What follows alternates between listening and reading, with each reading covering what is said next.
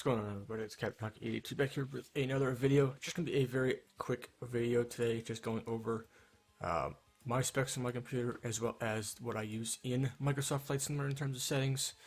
Hopefully this will help some people out with it, getting it to set up to run relatively smooth. These are what I have and what makes mine run relatively smoothly. But I have an i7-8700. It's the non-K version CPU. I have that paired with 32 gigabytes of G Skill 3200 megahertz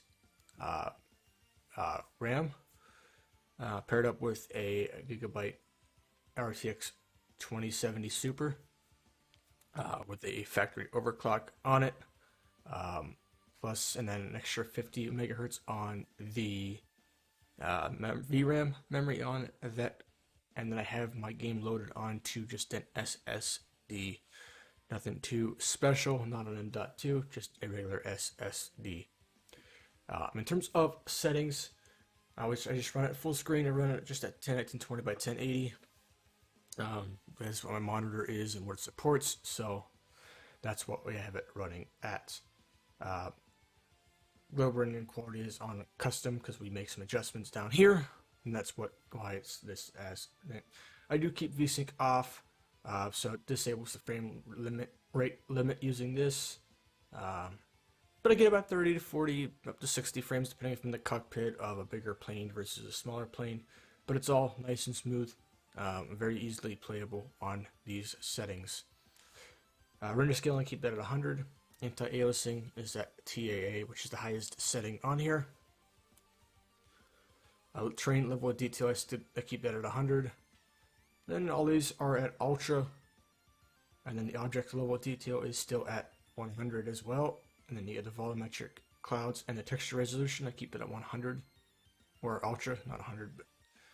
But and then the anisotropic filtering, I keep the max at 16x, and then I did turn down the texture super sampling to 4x4. This will take up a lot of your GPU.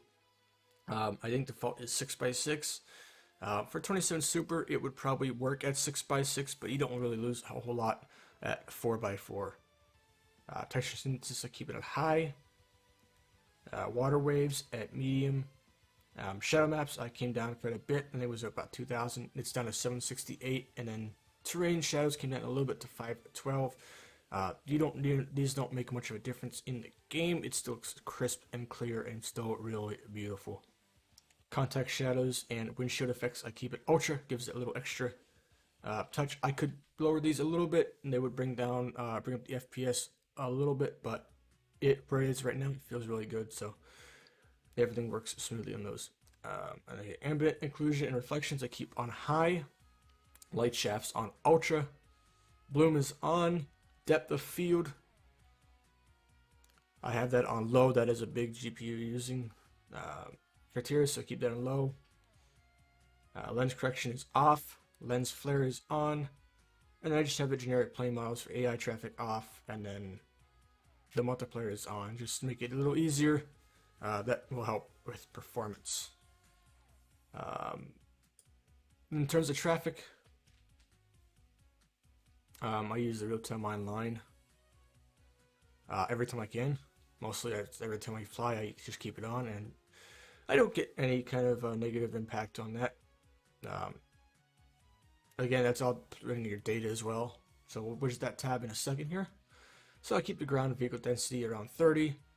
Ground aircraft density around 61, just gives it a little more of a lifelike feel. If you reduce these to about 10 or 20, it will help your FPS as well as you're struggling at the bigger airports. But even like airports like JFK and LaGuardia, I can still hit about 30 FPS on the ground there. So with these settings and with what I have on my CPU, my computer, working density I keep at 20. It's not that important for me to have those. And then you get the leisure boats, road vehicles, and ships and ferries that are just part of the actual outside of the airports. I keep those mostly low. Road vehicles, they lift at 50, which is the default value. I really don't bring them up too high to really notice any kind of ships and ferries or leisure boats for the most part. So I put those down a little lower. Data, this takes a lot of data. As you can see, for the last couple of days, I have actually used almost 16 gigs of data. So I suggest if you have unlimited data, it works well, but it will take up a lot of data. So I have all these things as on. That's going to use all kind of data. As well as if you have a slower internet speed, you can come down here to the data bandwidth usage, and you can select whatever speed you want, up to 40.